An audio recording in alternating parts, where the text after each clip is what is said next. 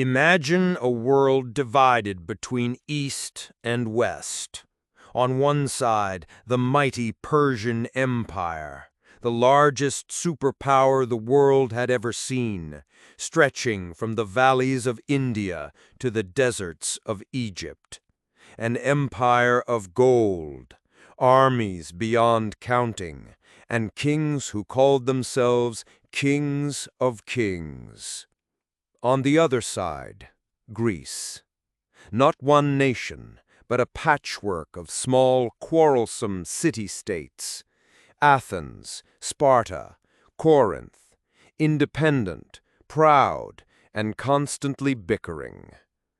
No one would expect these tiny states to stand against Persia. Yet what began in 499 BC would ignite a clash that shaped Western civilization itself. This is the beginning of the Greco-Persian Wars. Let's start with Persia.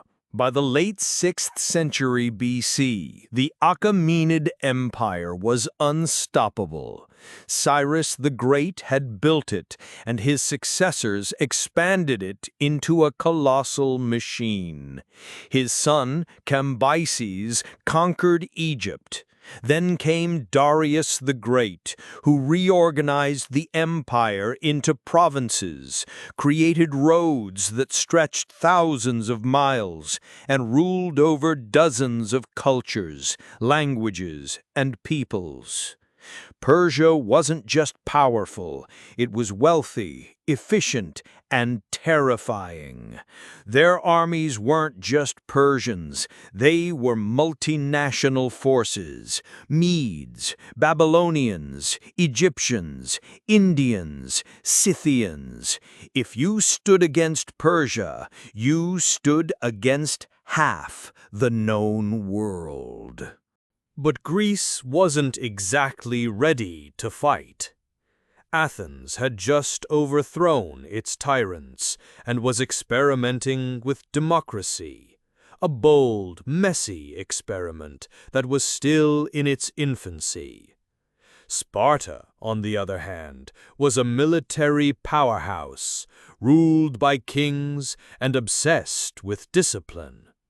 But Sparta wanted nothing to do with Athens' new democratic games. Meanwhile, the Greek cities along the coast of Asia Minor, places like Miletus and Ephesus, weren't free at all. They had already fallen under Persian control. These were the Ionian cities. And here's the problem. The Ionians still thought of themselves as Greek. They spoke Greek, worshipped the same gods, and looked to Athens and Sparta as their cultural brothers. But politically, they were subjects of the Persian king, and resentment was brewing. In 499 BC, that resentment exploded. The city of Miletus, under its leader Aristagoras, rose up against Persian rule.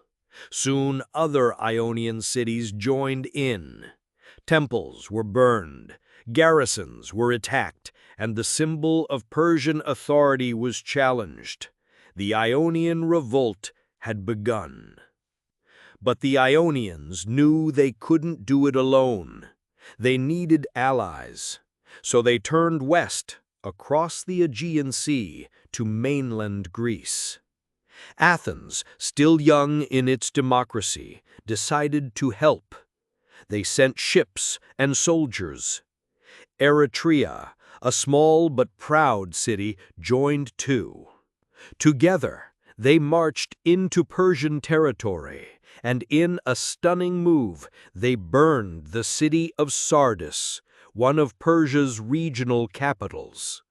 For a brief moment, the revolt seemed unstoppable.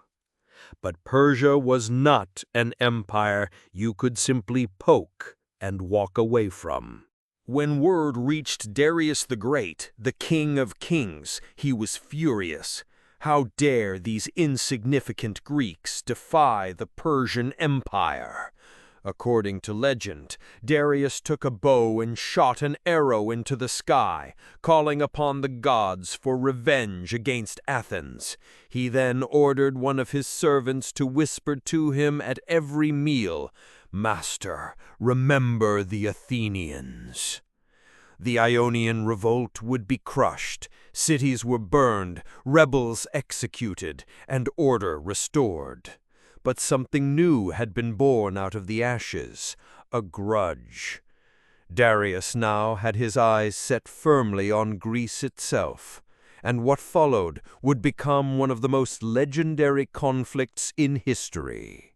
The story of Marathon, Thermopylae, Salamis, and Plataea was about to begin. This was just the spark, the background to a war that would decide the fate of East and West. In the next episode, we'll see how Persia prepared its first great invasion and how the tiny city of Athens dared to stand in its way.